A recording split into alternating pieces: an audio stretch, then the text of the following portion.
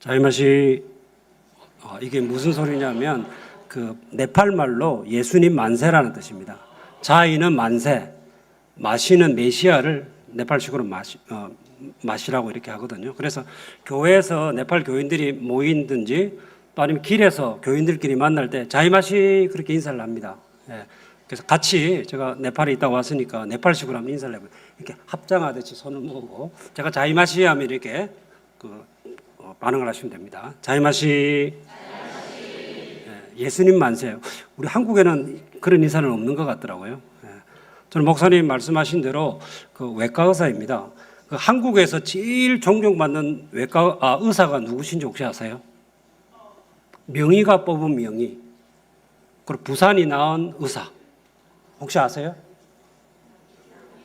예, 장기려 박사님이 한국에서 가장 존경받는 의사입니다. 그리고 과학의 전당에도 모셔져 있고 학문적으로나 사회봉사나 이런 면에서 탁월하신 그런 분 밑에 제가 배웠습니다. 그분의 제자입니다. 그래서 저는 부산 의대를 졸업하고 부산 보건병원에서 외과 훈련을 받았습니다. 그래서 그분 밑에서 외과를 했고 또 보건병원이 외과 수술을 엄청 잘하는 병원에서 훈련을 받았기 때문에 저는 생각하기에 좀 교만하지만 내가 한국의 제1의 외과 의사가 될 수 있다. 그런 자부심을 가지고 자신감이 있었는데 하나님께서 그 외과 의사도 선교사로 부르신다는 그런 말씀을 듣고 선교사가 이렇게 되었습니다. 저는 젊을 때는 진짜 매일같이 사람들이 배를 열어가지고 피를 봐야 밥맛이 나는 그런 외과 의사였는데 하나님께서 선교사로 일할 일을 불러주셨습니다. 예, 다음 슬라이드. 저는 그 군의관 마치고 난 다음에 김해보건병원에서 3년간 과장으로 일을 했다가 93년 1월 달에 한국을 떠났습니다. 그래서 작년에 돌아오니까 31년 만에 부산에 돌아온 셈이 됐어요.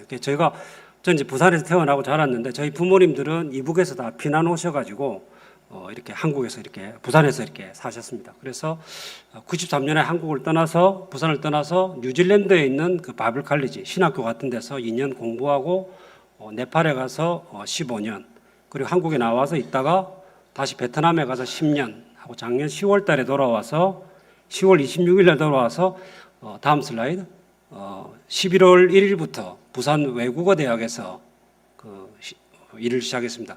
그러니까 외국어 대학이 세워진 지는 1980년에 부산에 세워졌는데 이쪽 남산동으로 옮기고 난 다음에 그러니까 2년 전에 장순은 총장님이란 나중에 소개할 기회가 좀 있을 텐데 이분이 오셔가지고 학생들을 섬기기 위해서 보아스 클리닉을 이렇게 만들었고 제가 이제 연락이 돼가지고 저희는 작년에 한국으로 나와야 되겠다 생각했는데 제가 연락이 와서 지금 보아스 의원에서 일을 하고 있습니다. 다음 슬라이드. 오늘 읽었던 말씀이 예수님께서 이 겨자씨와 또 누룩을 하나님 나라와 같다, 천국과 같다라고 이렇게 말씀하셨는데 그 천국이 어떤 것인지 이렇게 보고 또 이런 하나님 나라가 그러니까 겨자씨와 또 누룩과 같은 하나님 나라가 어떻게 선교 현장에서 이루어져 왔는지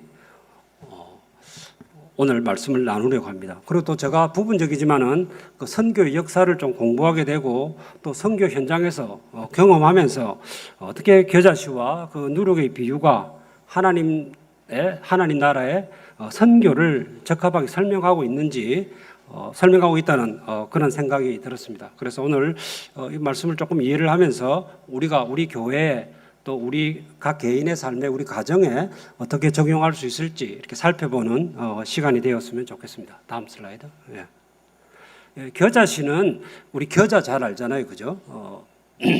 고추냉이라기도 하고 그러는데 겨자씨는 굉장히 작은 그러니까 좁쌀 정도 크기 한 2mm 정도 되는 그런 씨앗인데 이것이 심겨져 가지고 자라나면은 한 1.5m 내지 한 3m 정도 되는 그런 나무로 이렇게 자라기도 해서 우리 성경에 새가 와서 깃들 수 있는 그런 겨자씨와 같은 것이 천국이다 그렇게 말씀을 하셨습니다. 다음 슬라이드. 누룩은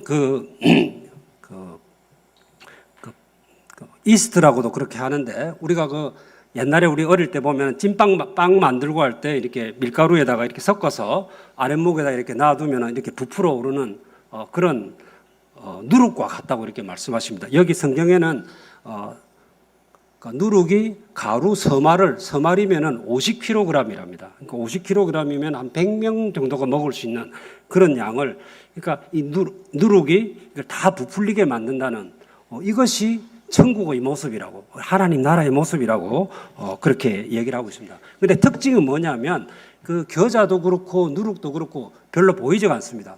그러니까 겨자가 이렇게 땅에 떨어지면은 찾기가 어렵습니다. 누룩도 밀가루 속에 섞어 놓으면 그 존재를 우리가 잘 알기가 어려운데 그것이 천국과 같다고 이렇게 얘기를 합니다.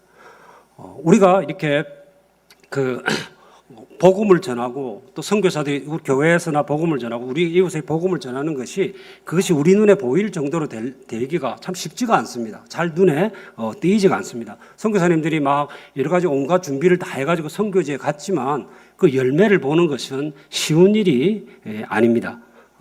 그러나 분명한 것은 그 뿌린 그 겨자씨와 누룩은 생명력이기 때문에 자라고 변화시킵니다. 그 변화시키는 것이 나 자신이 변하고 우리 가정이 변하고 우리 교회가 변하고 사회가 변하는 어떤 그런 것이 이 뿌려진 겨자씨와 누룩과 같습니다. 그래서 이 겨자씨를 뿌리는 사람은 예수님이고 또 밀가루에 누룩을 뿌리는 여인도 예수님입니다. 그 뿌려진 것은 복음입니다. 이 복음이 자라난다는 것이죠. 근데 이제 이것은 작고 미미한 것이지만 자라서 그러니까 가루 서말을 부풀리고 나무가 되어지는 그것이 하나님 나라와 같다는 그런 것을 이 성경에 예수님께서 그렇게 말씀을 하고 계십니다. 그래서 예수님께서 그 일을 하셨고 또 예수님의 제자인 우리들에게도 그런 일을 하라고 이렇게 말씀을 하시는 것 같습니다. 다음 슬라이드. 그래서 처음에 예수님께서 복음을 전하셨을 때 그 갈릴리와 유대는 세계에서는 가장 변방에 속해 있는 그런 보잘것없는 그런 곳에서 시작이 됐고 사람들이 잘 알지를 못했습니다. 그런데 예수님께서 복음을 3년간 전하시고 십자가에 못 박혀 하늘나라 가실 때는 이 예수님이 전한 복음이 다 사라지는 것 같다. 제자들도 다 사라지고 제자들도 그냥 무서워가지고 숨어 있는 그런 거였지만 그 예수님이 그 부활하신 다음에 성령을 선물로 받은 그 제자들이 12명에서 시작돼서 마가의 다락방에서 몇 명이 성령을 받았습니까? 120명. 그 다음에 베드로가 복음을 전했을 때 3,000명. 그 다음에 5,000명. 이렇게 성장을 했습니다. 그래서 이 갈릴리 유다에서 시작했던 이 복음이 소아시아 지역으로 저기 보면 AD 100년이 됐을 때는 그 지금이 터키 있는 그 지역이 예수 믿는 사람들이 많이 생겨나게 되었고 그 다음에 313년에 로마가 그 기독교를 국교로 정하면서는 로마가 지배하던 지중해 연안으로 이렇게 복음이 이렇게 퍼져나갔습니다. AD 저기 400년에는 그 지중해를 중심으로 한 스페인까지 아프리카 북부와 이런 지역까지 복음이 편만하게 됐고 그 다음에는 1500년이 됐을 때는 유럽 전역이 기독교화가 됐고 그 다음에는 1900년 이후로는 북미와 남미 그리고 아프리카, 아시아 지역까지 복음이 이렇게 편만하게 퍼져나간 것을 볼 수가 있었습니다. 다음 슬라이드. 그래서 지금 2000년이 예수님께서 부활하시고 나서 2000년이 지난 지금에 전 세계 몇 명이 지금 예수를 믿겠습니까? 전 세계 인구가 78억 명이라는데 그중에 24억 명이 예수를 믿고 있습니다. 그래서 제가 상상을 해봤습니다. 예수님께서 그 다음 슬라이드 말씀하셨죠. 오직 성령이 너희에게 임하시면 너희가 권능을 받고 예루살렘과 온 유대와 사마리아 땅끝까지 이르러 내 증인이 되리라 이렇게 말씀하셨는데 제가 상상을 해봤어요. 예수님께서 이 말씀을 하실 때 전 세계 24억 명 우리나라에 있는 이 사람들까지 예수 그리스도를 믿고 따르게 될 걸 알고 이 말씀을 하셨을까? 생각을 해보니까 우리는 상상을 할 수 없지만 예수님은 그것을 보고 이 말씀을 하시지 않았나 그렇게 생각을 했습니다. 다음 슬라이드. 그래서 아까도 말씀드렸지만은 이 시작은 굉장히 작습니다. 그렇지만은 그곳에 생명이 있습니다. 어느 나라의 선교 역사를 보더라도 그 시작은 굉장히 작고 찾아보기 어렵고 그렇지만은 이것이 점점 자라는 것을 볼 수가 있습니다. 또 사람을 이렇게 변화시키는 것을 볼 수가 있습니다. 다음 슬라이드. 그러니까 저희가 중국의 역사에게 그 출판이 되어 책에서 이렇게 표현하고 있습니다. 중국에 그 1807년에 선교사가 처음 들어갔습니다. 근데 그 1949년에 공산화가 됐습니다. 모택동이 중국 전역을 장악하면서 이것이 그 공산화가 되면서 모든 선교사들이 다 쫓겨났습니다. 그러니까 1807년에서부터 1949년까지 150년 동안 5만 명의 선교사가 들어가서 복음을 전했는데 이 선교사들이 다 쫓겨날 때 중국의 기독교인이 70만 명이 남아 있었습니다. 그래서 온 세계가 생각할 때는 이제 중국 교회는 망했다, 끝났다 이런 생각을 했고 그 죽의 장막으로 이렇게 쌓여져 있었기 때문에 밖에서는 우리가 도저히 중국 안에서 일어난 일을 몰랐습니다. 근데 1979년도에 나라의 문이 열리면서 보니까 중국의 교회가 사라진 게 아니고 300만 명이 남아 있었습니다. 남아 있은 것이 아니고 70만 명에서 300만 명으로 이렇게 교회가 성장해 있었고 그리고 약 한 20년 좀 지난 다음에는 1600만 명 그리고 2010년에는 1억에서 1억 5천만 명 정도 그리고 1912년도에 시진핑이 집권을 하면서 우리 여러분도 다 여러분 들으셨겠지만 중국의 선교사라고 왔던 사람이 거의 다 쫓겨났습니다. 뭐 열이면 9명이 다 쫓겨났습니다. 그러나 이 중국 교회는 지금 성장해서 지금 2020년에는 약 2억 명 정도 아마 세계 선교를 앞으로 이 중국 교회가 감당하지 않을까라는 그런 기대를 가지고 있습니다. 그래서 우리가 사람이 생각으로 생각할 때는 중국 교회가 망했을 거라고 생각했지만 선교사들도 없고 그들을 가르치는 사람들이 없어서 교회가 끝난 줄 알았는데 이렇게 성장한 것을 볼 수가 있습니다. 다음 슬라이드. 제가 네팔에 가니까 네팔에 교회 문이 이제 선교사가 처음 들어간 게 1950년에 들어가서 처음에 한 30년은 예수 믿는 사람들이 좀 드물었습니다. 근데 1990년도부터 종교에 조금 자유화가 감옥에 갔던 사람들이 나오고 이러면서 교회가 성장하게 되고 제가 1995년도에 네팔에 들어갔는데 매주일 뭐 교회에 나와서 새로 새신자들이 막 늘어가는 그런 거예요. 그래서 저는 이제 교회가 막 성장할 때 하는 그런 과정 중에 있었는데 그러니까 교회가 막 부흥하는 것이 저희 노력이나 그 당시 일하고 있던 선교사들의 노력에 생긴 게 아니고 그 앞에 정말 교회가 그러니까 예수 믿는 사람이 생기는지 아는지 잘 모르는 가운데 선교했던 선교사님들이 뿌린 그런 겨자씨와 같고 누룩과 같은 그런 복음들이 성장한 것을 제가 알 수가 있었습니다. 다음. 그다음에 제가 2013년도에 베트남에 가서 그 선교사들이 펴낸 그 선교 백서에 이렇게 보니까 베트남 복음성회라는 한 교단의 교인 수가 어떻게 늘어난 것을 이렇게 보고 있는데 제가 이렇게 그래프를 그려보니까 베트남에 복음이 전해진 게 1911년에 복음이 전해졌는데 거의 한 6, 70년 동안 예수 믿는 사람들이 굉장히 적었습니다. 근데 1975년에 공산화가 되면서 보트 피플이라고 들어보셨죠? 모든 선교사들이 다 쫓겨나고 기독교 기관들이 다 문을 닫고 또 교회 지도자들이 다 보트 피플이 돼가지고 나라를 떠났습니다. 온 세계가 생각했습니다. 베트남 교회는 죽었다. 이제 끝났다. 이렇게 생각했는데 한 20년 지나고 난 다음에 나라의 문이 열렸는데 교회가 죽지 않고 살아가지고 있고 지금은 아직도 예수 믿는 사람이 2%가 안 됩니다. 100명 중에 2명이 예수를 믿는 사람이 없고 북부 지역은 1000명 중에 1명도 예수를 안 믿지만 이 교회는 성장하는 것을 볼 수가 있습니다. 다음 슬라이드. 제가 2004년도에 그 인도 델리에서 있는 세계 기독교사회 모임에 이렇게 참석을 했는데 그때 나와서 이거 발표하는 것을 들으니까 1945년도 우리나라가 독립할 때 인도도 8월 15일이 같은 독립기념일입니다. 독립을 했을 때 의료 선교기관이 인도 정역에 2,000개가 있었습니다. 근데 이게 다 독립되고 난 다음에 다 이게 그 의료 선교기관이 다 문을 닫고 200개가 남았는데 그것이 세월이 지금 한 50년 이렇게 지나고 난 다음에 의료 선교기관이 400개로 늘어나 있는 거예요. 그러니까 선교사들이 다 쫓겨나고 교회가 이제 망할 것 같았고 또 특히 이렇게 생각하면 식민지 하에 와서 그러니까 영국 선교사들이 와서 그 복음을 전했기 때문에 좀 왜곡된 복음이 전해졌으리라고 우리가 짐작을 할 수가 있는데 그러나 이 복음은 생명력이 있기 때문에 이 교회가 사라지지 않고 이렇게 성장해가고 지금은 인도의 크리스찬이 몇 명인지 혹시 아세요? 우리나라 지금은 1000만 명이 안 되는데 인도 힌두 국가인 인도에 예수 믿는 사람이 3천만 명입니다. 그래서 제가 볼 때는 이 복음이 살아있기 때문에 그 누가 이렇게 도와주죠. 그 성경을 읽음으로써 그 사람들이 변화되고 크리스찬이 되어 간다는 그런 것을 알 수가 있었습니다. 네, 다음 슬라이드. 예, 생명이 있기 때문에 계속 똑같은 얘기지만 생명이 있기 때문에 또 변화시키기 때문에 이것이 성장해 간다는 것을 알 수가 있습니다.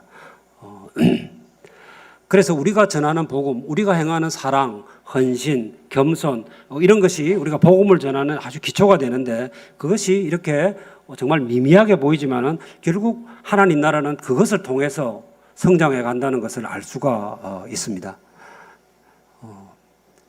다음 슬라이드. 이 중간에 있는 이 지금 졸업복을 입은 사람은 그 비살이라는 그 네팔 목사입니다. 이 사람이 이 사람의 부인이 이제 스리자나라는 자매가 저희 아내가 이제 네팔에 있을 때 요리 교실을 약 9년 동안 했습니다. 했는데 미국에서 온 선교사하고 둘이서 요리 교실을 거의 9년 동안 이렇게 운영을 했는데 이 밑에 스리자나라는 자매가 영어로 통역도 하고 이 모임에 참석을 했습니다. 근데 하루는 와서 자기한테 김치 만드는 걸 좀 가르쳐 달래요. 그러니까 여자들은 촉이 딱 있으니까 야, 너 무슨 남자친구 생겼나?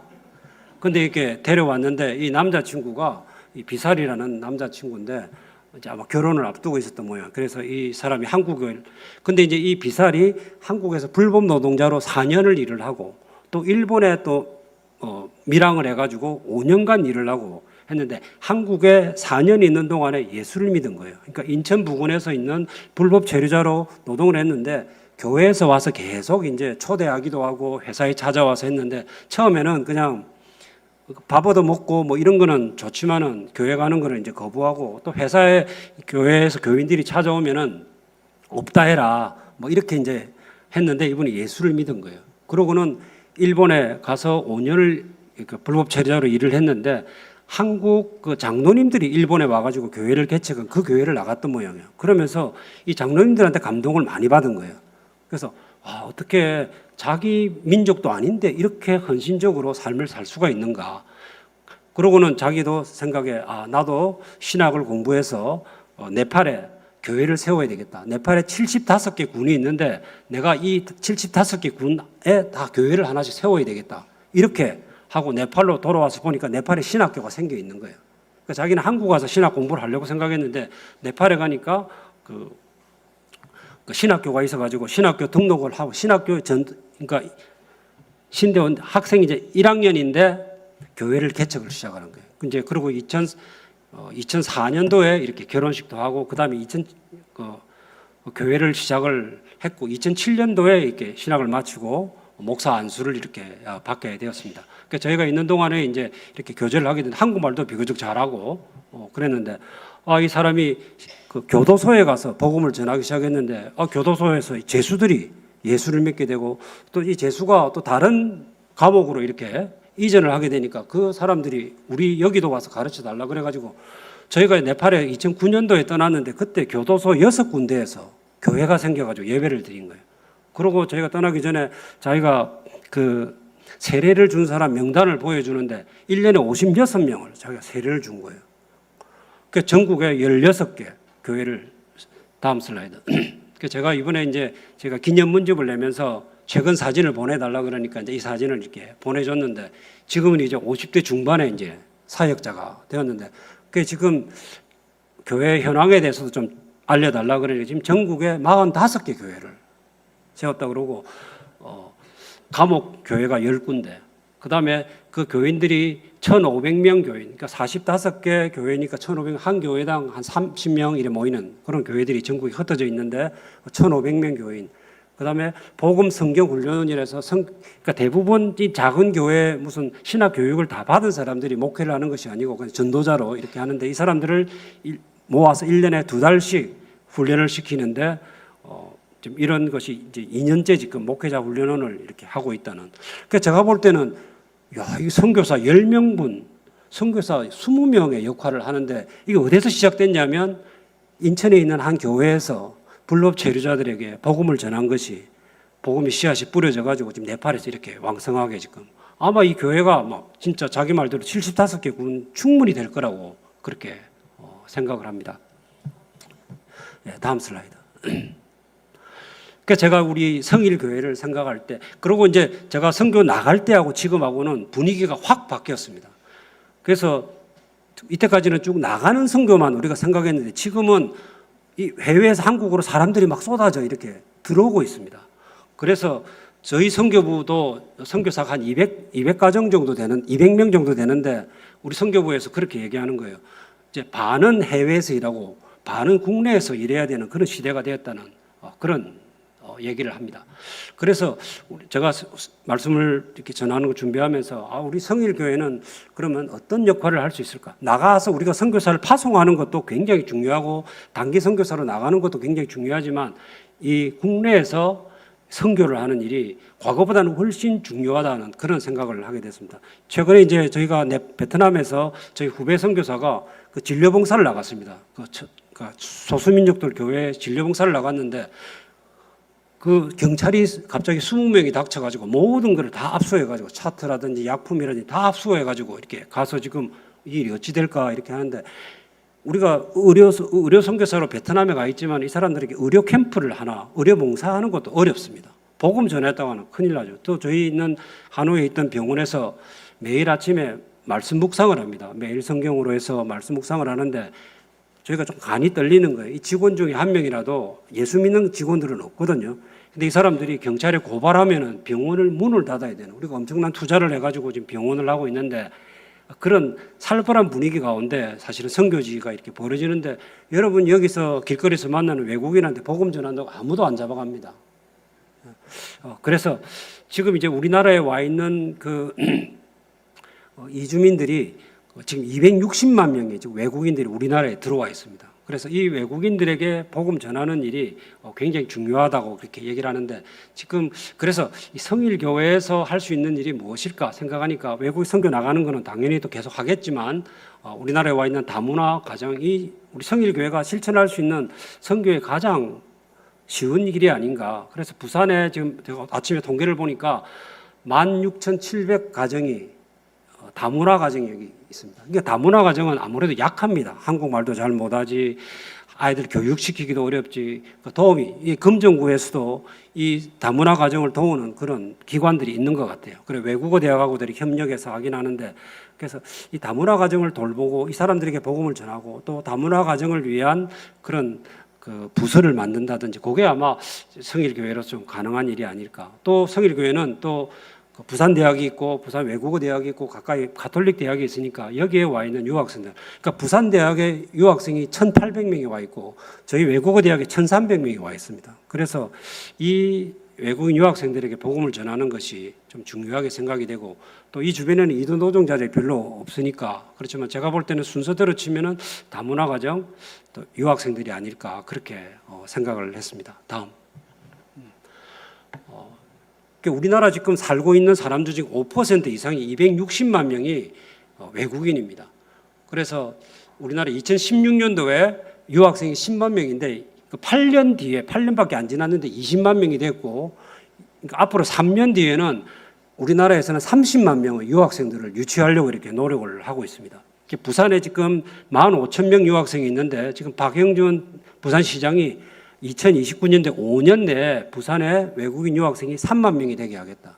그러니까 저희 대학 같으면 지금 유학생이 1,300명인데 아마 3,000명을 지금, 그래서 이렇게 우리나라가 유학생들을 많이 모아들이려고 하는 것은 지금 저출생 때문에 그 나라의 인구 절벽에 도달했고 일할 사람은 지금 막 빠져나가는 거, 1년에 4만 명씩 지금 고급 인력이 유출되고 있으니까 대한민국을 유지하려면 외국인들 들어와야 되고, 특히 이제 노동자들 들어오지만은 이 사람들보다는 유학생들, 공부한 유학생들이 우리나라에 와서 살고, 그러니까 취업을 하고 살 수 있도록 모든 정책들을 만들어 나가는 그런 움직임 속에 있습니다. 그래서 우리가 원하든 원하지 않든 간에 외국인들과 함께 살아가는 그런 시대가 된 것 같아요. 그래서 우리 교회가 이 들어오는 외국인들에 대해서 준비를 해야 되는 그런 시기가 됐다고 그렇게 생각이 됩니다. 네, 다음 슬라이드.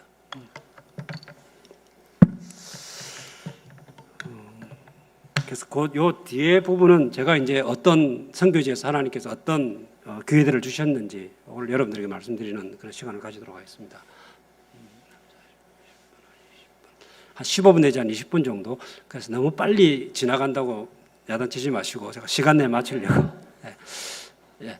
그러니까 저는 그 군의관 그러니까 전문의가 되고 난 다음에 군의관 생활할 때 그 크리스찬 예수 믿는 의사들이 하는 수련회에 이렇게 참석을 했는데 톰 헤일이라는 미국 외과 의사 선교사가 그러니까 네팔에서 13년 동안 선교 사역을 이분이 이제 우리 수련회 강사로 오셨어요. 그래서 이분이 결혼할 때부터 어떻게 만났는지 또 어떻게 선교 사역을 준비해서 네팔에 가서 어떤 일을 했는지를 이렇게 쭉 이렇게 말씀을 하시는데 와, 저 마음에 야, 어떻게 같은 외과 의사인데 저런 삶을 살 수 있을까? 나도 좀 저분같이 삶을 살아봤으면 좋겠다. 그래서 수련회에 있으면서 쫄쫄 따라다니면서 밥 먹을 때도 옆에 앉아 있고 뭐 차 마실 때도 옆에 있고 이래서 그 말씀에 귀를 기울였는데 이분이 이렇게 젊은 예수 믿는 의사들에게 도전을 하시는 거예요. 여러분 가운데 한국에 남아있을 특별한 소명을 하나님께 이루어 받은 사람이 아니면 추수와를 일꾼을 기다리는 선교지로 가십시오. 이렇게 도전을 하는 거예요. 그래서 제가 저에게 질문을 해봤습니다. 내가 한국에 남아있을 특별한 소명이 있는가? 저는 이제 세 아들 중에서 차남이거든요. 그래서 형님도 계시고 또 동생도 의사라서 또 부모님 모시기는 뭐 전혀 문제가 없을 거라 생각해서 한국에 남아있을 특별한 이유가 없다는 그런 생각을 했었습니다. 그래서 저뿐만 아니고 이 도전을 받은 많은 저희 동료들 후배들이 선교지로 가 지금 전부 90가정이 저희 누가회 기독교사회 누가회 모임에서 지금 선교사로 가서 반은 현장에 있고 반은 저같이 이렇게 돌아와 있는 그런 도전을 저희들이 받았습니다. 다음. 제가 또 89년도부터 의료 선교 대회가 생겨가지고 2년에 한 번씩 의료 선교 대회를 하는데 가는 데마다 그 방글라데시, 인도네시아 이런 데서 외과 의사를 선교사로 찾는다는 거예요. 근데 보니까 형편이 가서 수술할 수 있는 그런 여건이 아닌 거예요. 그래서 제 변명이 하나님, 저는 칼을 놓을 수가 없습니다라는. 저는 배를 열어서 피 맛을 봐야지 먹고 밥맛이 나는데 그래서 제 변명이 그냥 다른 사람에게 말은 못했지만은 이런 변명을 안고 있었습니다. 다음. 그리고 제가 92년 1월 달에 의료봉사를 갔습니다. 그 당시 한국에서 해외로 의료봉사 가는 일은 뭐 아주 초창기에 있었던 일인데 네팔에 이렇게 갔습니다. 가서 다음. 제가 시골 지역에 가서 1,800명 환자를 이렇게 진료를 했는데 하나님께서 역사를 하시는구나. 하나님께서 특별한 관심을 이런 참 선교의 불모지에서 하나님께 관심을 가지시는구나 하는 그런 것을 보고 네팔로 다시 내가 돌아와야 되겠다. 내가 뭐 다른 거는 잘 몰라도 이 정말 어렵게 사는 사람들 특별히 진료를 하는데 어디가 아프십니까 이러는데 여자가 치마를 들치는데 자궁이 이렇게 사타구니 사이에 빠져 있는 거예요. 그 몸으로 농사를 짓고 이렇게 독고라고 이렇게 짐을 지고 우리나라 찌개 같은 거를 그래 생각하니까 와 진짜 심한 거예요 그냥. 그래서 나라도 와서 좀 이 사람들 도와줘야 되겠다 이런 생각을 했고 또 시장에 이렇게 지나가면서 보니까 쌀도 팔고 무도 팔고 그러더라고. 그래서 저 정도면 살 수 있겠다 싶은 그런 생각이 들어서 제가 한국에 돌아왔고 다음 저희가 그때 저희가 이제 김해에 살 때인데 참 하나님께서 저희 삶을 진짜 풍성하게 이렇게 해주셨어요. 저희 집에서 성경 공부도 하고 사람들이 교회가 먼 사람들이 저희 집에 와서 새벽 기도회를 하고 그런데 저 안에도 참 하나님께 감사한 마음이 굉장히 풍성했댔는데 그래서 하나님께서 내게 주신 이 모든 은혜를 내가 무엇으로 보답을 할까? 그래서 아내가 생각했습니다. 내 인생에서 가장 젊고 힘이 있는 청년의 때를 하나님께 온전히 드리고 싶습니다라는 그런 고백을 했습니다. 그래서 생선으로 치면은 우리가 부산 사람이니까 생선을 많이 먹는데 머리나 꼬리보다는 중간 토막이 맛있잖아요. 그래서 우리 인생으로 따지면은 가장 맛있는 생선의 중간 토막을 주님께 드리고 싶습니다라는 그런 고백을 했습니다. 다음. 그래서 제가 2093년 1월 달에 한국을 떠나게 됐는데 특별히 또 저는 그 우리나라 선교 역사를 보면서 우리가 해외에서 온 선교사님들한테 한 120, 30년 전에 그 많은 도움을 받았는데 우리가 미국에서 호주에서 영국에서 온 선교사들에게 또 미국이나 호주에게 우리가 그 빚을 갚을 수는 없다라는. 그래서 우리가 그 사랑의 빚을 갚으려면은 우리보다 못 사는 그런 후진국으로 가서 그 사랑의 빚을 우리가 전해야 되겠다 그런 생각이 저한테 있었고 또 나는 저희 가족은 다 이북에서 피난 와서 서울에 살다가 1.4.5 때 부산으로 다 와서 정말 우리 부모님 말씀 표현하면 결혼 사진 한 장 못 들고 이렇게 피난 와서 그 부산 초랑에서 사각개짝 그 옛날에 허름한 사각개짝으로 판잣집을 짓고 저희 가족이 살았는데 하나님께 저희 다 가족들이 다 예수 믿게 만들어 주시고 저희 뭐 부모님 때나 저희 삼촌들이나 한국에서 여튼 저희 외삼촌이 5명인데 4명이 서울대학을 나오고 한 사람이 연세의대를 나왔어요. 그분들 이름 구글이나 이런 데 치면 다 나올 정도로 한국 사회에 굉장히 이바지를 많이 한 다 크리스찬으로서. 저희 삼촌들이 설립한 회사가 정림이라는 건축회사인데 뭐 인천공항을 짓는다든지 청와대 영빈관, 월드컵 경기장 이런 거를 하는 한국 최고의 그런 건축회사가 됐고, 그뿐만 아니고 저희 가족들이 정말 판잣집에서 삼촌들은 뭐 신문팔이하고 엿장사하고 미군 하우스보이하고 그랬지만은 하나님께서 이런 축복들을 많이 해주셨고 저희 대에도 또 목회자도 나오고 이렇게 해서 정말 그 하나님의 축복 가운데 우리 가정이 살았는데 이 빚을, 사랑의 빚을 우리가 갚아야지. 제 마음에 말은 못하지만은 나라도 가족을 대표해서 나가야 되겠다 이런 생각을 저희들이 했었습니다. 92년도에 가서 뉴질랜드 바이블 칼리지에서 2년 공부하고 네팔에 갔는데, 네팔은 제가 가 있는 동안에 97년부터 거의 2006년까지 내전이 있었습니다. 그러니까 250년 왕정이 무너지고 공화정이 생기는 그 엄청나게 어려운 과정을 네팔이 이렇게 지냈습니다. 다음 또 굉장히 이렇게 가난했습니다. 제가 갔을 때 92년도에 국민소득이 190불, 지금도 1,400불밖에 안 되니까 우리나라가 지금 35,000불이잖아요. 그러니까 우리가 빵 30개 먹으면 네팔 사람은 하나 먹는다고 생각을 하면 됩니다. 다음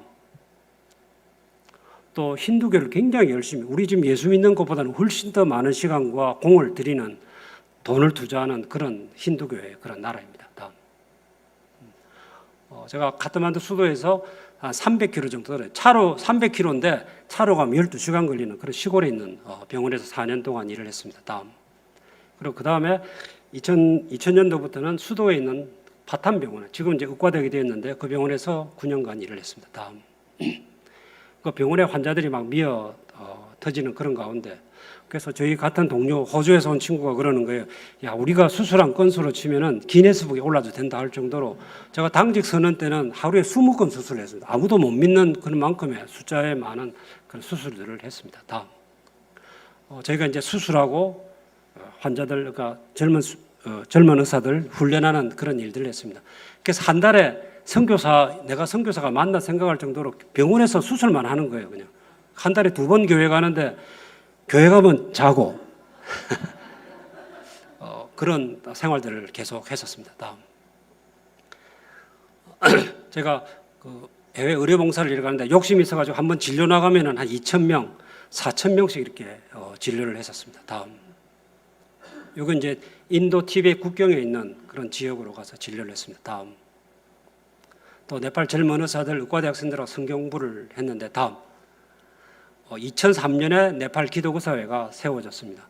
그 당시 이렇게 소규모로 모였는데 지금은 회원이 200명 정도 되는, 지금 이제 세월이 한 20년 됐고 또 좋은 공동체에서 또 이렇게 짝들이 생겨. 제 앞에 앉아 있는 그 예과 1학년, 대학 1학년 학생들이 지금 40대 중반이 돼가지고 네팔에서 중요한 역할들을 하고 있습니다. 다음 제가 속한 선교부가 1954년도에 시작했는데 94년도가 됐을 때 50년 사역을 이렇게 정리를 했습니다. 그래서 전부 전문 직업을 가진 선교사들이, 그러니까 네팔이 선교사들에게 비자를 주지 않으니까 전문 직업을 가진 선교사들이, 그중에 한 반 정도가 의료 선교사인데 종합병원 4군데, 그다음에 발전소, 또 간호대학, 또 농촌사역, 공업기술학교 뭐 이런 것들을 이렇게 해서 선교사들이 많을 때는 한 250명 정도가 이 선교 사역을 했습니다.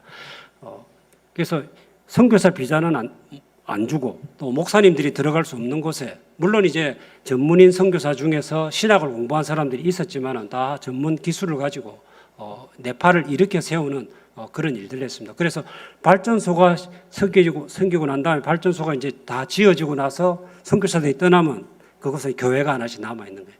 병원이 선 곳에 교회가 남고, 제가 있던 탄센이라는 곳에는 지금은 그게 기독교의 중심이 됐는데 54년 전에 병원이 세워질 때만 해도 54년에 예수 믿는 사람이 한 명도 없는 곳이 지금은 기독교 중심지가 돼서 지금은 교회가 10군데가 넘고 그 지역에 기독교 중심지가 되고, 그 지역에서 시골 지역이긴 하지만 그곳에서 태어난 사람이 우리나라 같으면 뭐 총회장을 한다든지 교회 리더십을 이렇게 형성을 하고 있습니다. 다음. 제가 하나님께 감사한 것 중에 하나는 그 의과대학 학생들이 비전 트립으로 올 수 있도록 초대를 해서 12군데 선교병원을 이렇게 둘러보도록 했습니다. 그래서 선교병원도 가보고 또 선교사님들도 만나는. 그래서 이 중에 이 사람들이, 이 젊은 친구들이 지금은 이제 40대, 40이 넘는 그런 나이들이 돼서 지금은 다 전문의로서 활약을 하고 있는데, 제 오른쪽에 있는 하얀 옷 입은 친구가 여기 김해 출신인데, 울산대학, 아산병원, 이렇게 서울대병원 이렇게 하고 지금은 그 네팔에 있는 선교병원에서 지금 일을 하고 있습니다. 또 한 명은 한의사인데 또 1년간 와서 봉사를 하고 이렇게 떠나기도 했고 했습니다. 다음. 그 친구 이제 김해고등학교 출신인데 지금 울산대학 아산병원 이렇게 거쳐가지고 지금 제가 걸었던 그 길을 지금 그대로 지금 걸어가고 있습니다. 다음. 제가 출석하는 그 네팔 교회에서 같이 성경 공부하고 또 말씀 묵상 나누는 일들을 계속 했었습니다. 다음. 제 아내가 했던 요리 교실입니다. 다음. 이 자매가 저희 집에 가사 일을 도와주던 자매인데 이 요리 교실을 하니까 요리 교실을 하려면 미리 이렇게 채소라든지 이런 걸 다 준비를 해가지고 요리 교실을 하는데 요리 교실 30분, 성경 공부 1시간 이렇게 하는데 이 자매가 보니까 돈을 빌려달라고. 왜? 그러니까 성경 찬송을 사야 되겠다. 그걸 보니까 이 친구 예수 믿는 사람이 돼 있은 거예요. 너 예수 믿으라 소리 안 했는데 우리 집에 일을 하니까 할 수 없이 요리 교실에 참석하고 성경 공부에 참석을 한 거예요. 근데 우리가 안식년을 갔다 오니까 이 자매가, 랑꾸마리가 자기 가족들을 다 전도를 한 거예요. 그래서 참 우리가 너 교회 가라 이런 소리를 안 했지만은 예수 믿는 사람이 이렇게 돼 있었습니다. 다음. 저 이제 부산에서 자라면서 그 청십자 의료보험 조합이라는 걸 들어보신 분이 있으세요? 네, 그래서 저희 어릴 때 초등학교 다닐 때 저희 가족이 청십자 의료보험 조합원이었어요. 그 당시에 제가 의료보험료를 60원을 냈던 기억이 있는데 나중에 이제 보니까 60원씩 의료보험 한 가족이 60원을 내면은 그게 의료보험료인 거예요. 그게 68년 우리나라 의료보험이 전혀 없을 때 부산에서 청십자 의료보험을 시작했고 1989년 우리나라 전국민 의료보험이 됐을 때 조합원이 22만 명이었어요. 그래서 이것이 우리나라 의료보험의 시초가 되었던 그런 역할을 했는데 제가 어려서부터 이렇게 봤는데 네팔에 가니까 의료보험 가진 사람이 1000명 중에 1명도 없는 거예요. 그러니까 전부 자기 주문, 우리도 지금 의료보험 없이 병원에 진찰 받으려면 간 떨리잖아요. 근데 이게 이제 되고 있어서 그러니까 제가 그 다른 이제 조금 큰 단체 이런 거를 좀 하면 어떻겠냐 이러니까 뭐 엄두를 못 내고 그래서 이분 이제 장기려 그 사람이라는 아주 훌륭한 책이 나왔는데 이 책을 읽으면서 장기려 선생님도 외과 의사고 나도 외과 의사인데 한번 해보자. 나도 한번 해보자. 그대로 이렇게 복사를 할 수 있지 않겠느냐. 그래 한 만큼 남겠지. 이렇게 하고 2008년부터 이 일을 시작했는데 이것이 우리나라 해외 원조기관인 코이카에서 이 일을 도와주게 해서 나중에는 이제 코이카 사업으로 되어서 첫 번째 이게 서울대 보건학과 팀이 이 일을 이렇게 시작을 하게 되었습니다. 그래서 처음에는 3천만 원을 들여서 사업을 해주겠다 그랬는데 나중에 100만 불이면 11억 예산을 투자해가지고 일을 시작을 했습니다. 다음. 그래서 제가 이 코이카에서 하기 전에 이 세미나를 1차 세미나 다음 또 2차 세미나 다음 했는데 이제 이게 희말 프로젝트라고 이렇게 시작이 되었습니다. 한국에서 전문가가 4명이 가고 그 의료보험 사업을 했습니다. 다음. 그래서 이 사업이라는 게 우리나라도 의료보험 시작하기 전에 시범 사업을 했는데 우리나라도 1000가구 그 설문조사를 하듯이 이렇게 했는데 네팔에서도 한 지역에 1000가구씩 5지역으로 5000가구를 이렇게 설문조사를 해가지고 설문조사 보고서와 또 의료보험을 이렇게 만들어 나오는 그런 운영 규칙 이거를 이제 네팔 말로 표현하게 됐습니다. 다음. 근데 이게 이제 연결이 되어서 2차 의료보험 사업은 450만 불이니까 50억 예산으로 이렇게 진행이 됐고 그 다음에는 우리나라 국민건강보험에서 이 프로젝트를 해가지고 2020년까지 네팔 의료보험을 도와주는 그런 역할을 했습니다. 다음. 그래서 네팔이 처음에 저희가 의료보험 사업을 하자 그럴 때는 이것이 무료 의료로 가야 될지 북한과 같이 북한의 의료같이 무료 의료로 가야 될지 의료보험으로 가야 될지 정부에서 잘 모르게 했을 텐데 우리가 의료보험 사업을 하자 이러니까 그러면 한번 해봐라 이래가지고 했는데 이것이 진행이 돼서 2016년도에 의료보험법이 시작이 됐습니다. 우리나라는 1964년도에 의료보험법이 통과되었고 실시가 되기를 89년도니까 거의 한 25년 세월이 지났거든요. 근데 이게 16년도에 의료보험이 시작이 되고 2017년도에 의료보험법이 국회에 통과를 했습니다. 그러고는 2020년대는 처음엔 75개 군데 2개가 늘어가지고 77개 군에서 실시를 할 목표를 세웠는데 그대로 진행이 됐어요. 그리고 현재는 2030년에 전국민 의료, 우리나라가 지금 하고 있는 게 전국민 의료보험이거든요. 이것을 2030년에 하자고 지금 노력을 하고 있습니다. 그래서 제가 일했던 탄센병원은 그 지역이 병원도 일찍 들어왔고 조금 다른 데보다도 의식 수준이 높아가지고 병원에 오는 환자의 70%가 의료보험증을 가지고 오고 있습니다. 그래서 네팔같이 가난한 나라가 우리나라 같은 의료보험을 하는 것은 기적에 가까운 일인데 이것이 그래 진행이 되고 있고 다음 슬라이드. 이 일을 시작하는데 그래도 제가 이 징검다리를 몇 개 놓는 역할을 하지 않았나 그렇게 감사를 드리고 있습니다. 다음. 여기가 4,130m에 우리 가족들이 등산을 했었습니다. 다음. 제가 2009년도에 한국에 나왔다가 4년 있었는데 한국에 있는 게 너무너무 힘들다. 한국에 돌아와서는 이제 다시 병원에 취직을 해가지고 일을 했댔는데 제가 정체성이 선교사니까 한국에 있는 4년이 진짜 힘들었습니다. 그래서 네팔에 돌아가려고 무지 애를 썼는데 결국은 포기를 하고 굉장히 슬픈 마음으로 한국에 있었댔는데 그 베트남 그 호치민 근교에 있는 롱안 세계로병원 여기 이제 부산에 있는 그 저기 세계로병원 사직동에 있는 세계로병원이 지원을 많이 해서 시작한 병원이 롱안 세계로병원인데 여기에서 3년 일을 하고 다음 2017년부터는 하노이 있는 킴스 클리닉에 가서 일을 했습니다. 제가 일할 때는 4명의 한국 의사들이 같이 일을 했는데 다 의료 선교사들인데 지금은 제가 나오고 2명이 더 들어가 지금 5명 의료 선교사가 지금 일을 하고 있습니다. 다음. 그래서 저를 초대한 그 원장이 그 내비게이터 출신인데 진짜 때를 얻든지 못 얻든지 복음을 전하려고 애를 씁니다. 그래서 1년에 그 직원들 다 데리고 가서 이제 수양회를 이렇게 1년에 2번씩 하면서 또 매일 아침 성경 말씀을 이렇게 하는데 떨리는 마음으로 아직도 이렇게 하고 있습니다. 다음. 또 베트남이 복음이 전해진 지 110년이 지났는데 예수 믿는 그 의료인들끼리 한 번도 모인 적이 없는 거예요. 이게 공산 정권 하이기도 하지만 그래서 2017년도에 모이자 그래가지고 이게 첫 모임입니다. 다음. 그러니까 저희가 1년에 한 번씩 수련회도 하고 다음. 또 학생들 이렇게 모아서 또 지원을 하고 다음. 예. 그리고 또 그 베트남 기독교사회와 함께 이렇게 의료 캠프를 제가 있는 동안에 6번 이렇게 의료 봉사를 나갔습니다. 다음.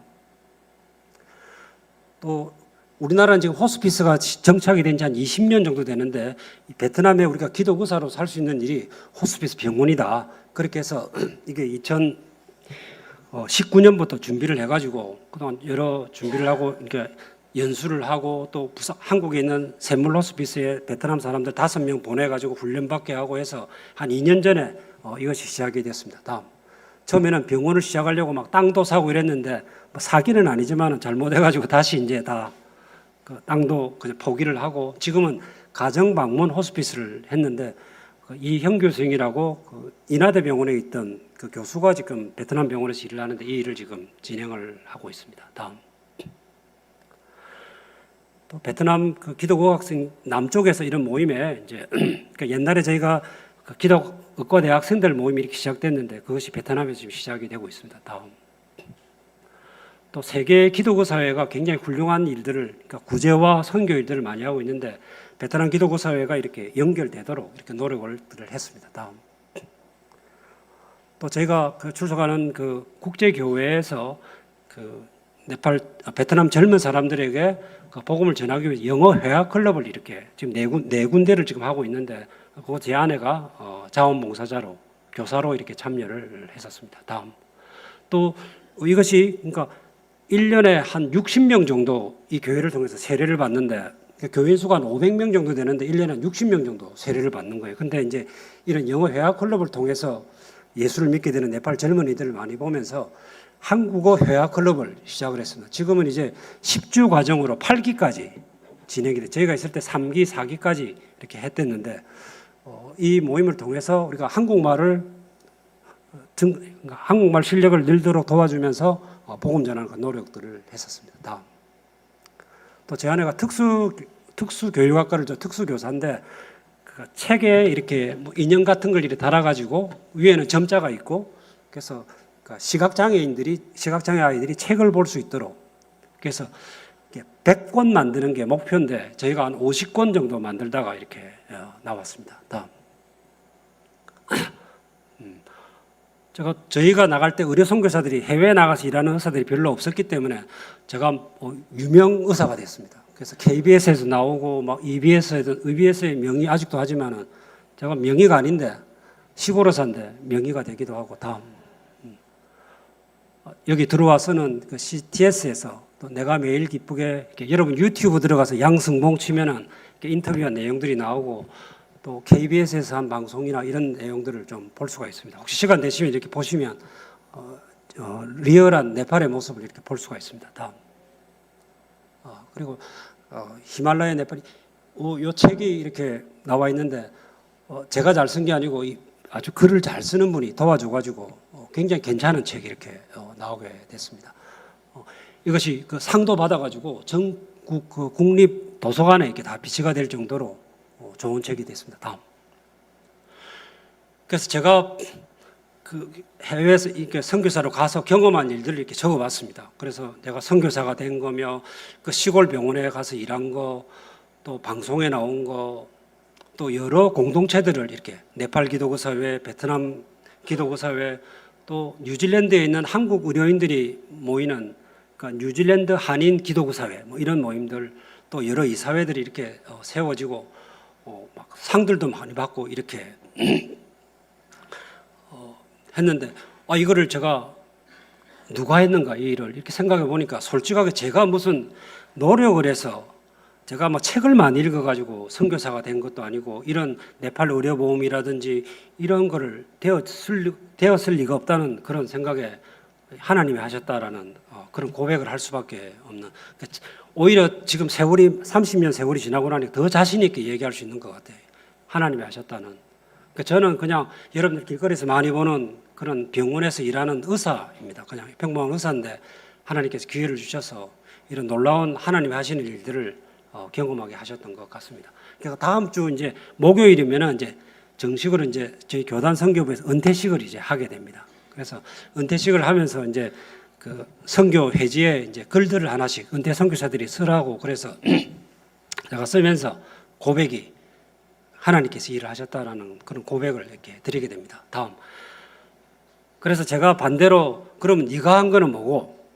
제가 해보니까 저는 그냥 하나님 보내신 곳에서 그냥 최선을 다했다라는 그런 생각이 들고 또 제가 뭐 이렇게 새로운 창의적인 뭐 아이디어를 내거나 무슨 프로젝트를 하고 이런 건 아니고 근데 제 마음에 조금 제가 능력이 안 되니까 생각한 것이 내 눈에 보이는 구멍을 내가 그냥 메꾸는 일을 해야 되겠다 이랬는데 다른 사람들이 야 멋진 말이다 이렇게 하긴 하는데 그러니까 제가 가서 본 게 네팔에 의료보험이 없는 거예요.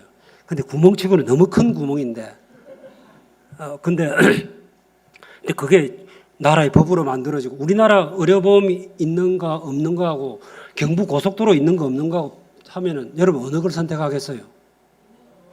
그 경부 고속도로를 선택하시겠어요? 의료보험을 선택하시겠어요? 네, 그 네팔에 이 의료보험이 된 거는 저로서는 굉장히 참 감사한 일인데 요만한 구멍이 아니고 진짜 큰 구멍인데 그래도 그 일을 할 기회를 하나 주신 것에 굉장히 감사하고 제가 외과 의사이기 때문에 몸으로 때우는 그런 일들을 하나님께서 하셨다고 그렇게 생각이 됩니다. 다음. 그래서 우리 성경에 그 보리떡 5개와 물고기 드린 2마리를 드린 그 소년과 같은 그 소년이 드린 게 뭐 대단한 거 드린 거 아닌데 그게 예수님께 드려졌을 때 예수님께서 제가 제 표현으로 뻥튀기 해가지고 5,000명, 4,000명을 먹이신 이 일들을 하셨다고 생각이 됩니다. 그래서 우리 개인을 생각할 때는 정말 겨자씨와 같이 누룩과 같이 미미하죠. 보잘것없고 이거 갖고 뭐 하겠노 싶은 생각이 들지만은 우리가 그걸 드릴 때 하나님께서 이렇게 천국이 그런 것이라고 말씀을 하시는 것 같습니다. 네, 다음. 하나님께서 저희들을 부부로 39년, 선교사 31년 살게 하신 것에 참 감사하는 마음으로 이렇게 한국에 들어왔습니다. 다음. 지금 아이들이 다 이렇게 컸습니다. 제가 큰아이가 초등학교 1학년 마치고 떠날 때 저희 부모님이 저희 집 비난와가지고 저희 가족은 생존이 다급한 그런 가족이었는데 제가 선교사를 간다니까 저희 부모님이 도저히 이해가 안 되시는 거예요. 저희 부모님도 우리를 설득하다가 막 야단도 치고 설득도 하고 그랬는데 그런데 이제 부모님이 그래 너희들은 그래도 이제 어른이 됐으니까 살 만큼 살았는데 너희가 아이들을 그래 사지로 몰고 가려고 하느냐. 저도 몰랐죠 사실은. 하나님이 알아서 해주실 겁니다. 이렇게 말을 했지만은 어찌 될지를 잘 모르고 저희들이 떠났고 저희 선배들이 별로 없었기 때문에 제가 30대에 네팔에 갔는데 제가 제일 고참인 거예요. 저희 위에 40대, 50대가 별로 없었기 때문에 그래서 이 선교사 자녀들이 어찌 될지 모르고 이렇게 떠났는데 지금 제가 볼 때 선교사님들의 자녀들이 제가 볼 땐 자기 실력껏 살아가고 있다 그렇게 생각이 됩니다.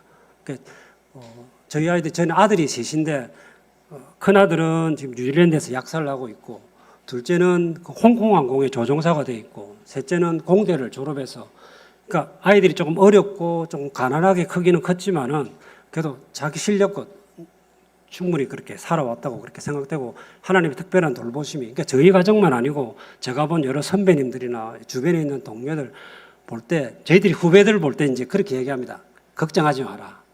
근데 저희 아이들도 다른 선교사들에게 그렇게 선교사님 너무 걱정하지 마십시오. 저희들 보십시오. 이러면서 그런 이제 어렵긴 어렵습니다. 굉장히. 그러니까 뭐 우리 둘째가 대학교 지원하는데 학교를 적는데 칸이 모자라는 거예요. 학교를 13군데를 다닌 거예요. 6개월 동안에 3군데를 이렇게 옮겨 다닐 정도로 좀 고생을 많이 해서 제가 이제 가장으로서는 아내와 아이들에게 미안한 마음이 이제 있지만은 뭐 후회하는 거 없습니까? 그럼 이제 다른 거는 없는데 이제 그게 미안하긴 하지만은 하나님께서 또 우리 선교사로 가면 또 많은 성도들이 기도해주고 이러니까 그래서 저는 이제 감사하는 마음으로 이렇게 돌아왔고 다음 또 한국에 돌아왔는데 이렇게 외국어 대학에서 이렇게 여러분 이제 외국어 대학이 옆에 있지만은 저 안에서 지금 대단한 일이 이렇게 벌어지고 있습니다. 그래서 제가 외국어 대학에서 오라 그래서 딱 보니까 여호와를 경외하는 것이 지식의 근본이라고 홈페이지에 딱 떠 있는 거예요. 그래서 여러분 구글에 외국어 대학 치면은 이게 뜹니다. 그래서 이 정태성 장로님이 시작한 이 대학에 그 한동대학교 총장으로 계시던 분이 와가지고 이분이 지금 영적인 부흥을 지금 일으키고 있습니다. 기독교적인 정체성을 그래서 기독교 신우회 우리 교수님들이 한 40명 정도 되는데 열심으로 지금 학생들에게 복음을 전하고 학생들을 섬기는 그래서 우리 총장님이 학생들을 섬기자 아낌없이 섬기자 그래서 그 학생들 아침에 한 500명 정도가 무료로 식사를 합니다. 지금 대학교에서 1,000원씩 내야 이제 아침밥을 먹는데 외국어 대학은 아침이 다 무료입니다. 그리고 오전 10시부터 오후 3시까지 원두 커피를 무료로 줍니다. 그런 대학 없습니다. 정말. 그러고 저희 이제 보아스 클리닉도 제가 보니까 제가 열심히 그러니까 밑 빠진 독에 물 붓기식으로 이렇게 투자를 많이 해야 되는 건데 학생들에게 이렇게 또 특히 유학생들에게 진료를 해주기 위해서 저 같은 사람도 이렇게 고용을 하고 이랬는데 그래서 학교가 학생들에게 아낌없이 섬기자 또 섬김으로써 또 복음을 전하자. 그래서 최근에는 이제 저희 우리 기독 교수들이 외국인 유학생들에게 그 독감 예방 접종을 놔주자 이렇게 해가지고 모금을 했습니다. 저는 한 150만 원쯤 모일 줄 알았는데 400만 원이 모인 거예요. 그냥. 그 우리가 전부 다 깜짝 놀래가지고 그래서 지금 200명에게 독감 무료 접종을 지금 해주자고 해서 내일부터 이제 그 일이 이렇게 시작이 됩니다.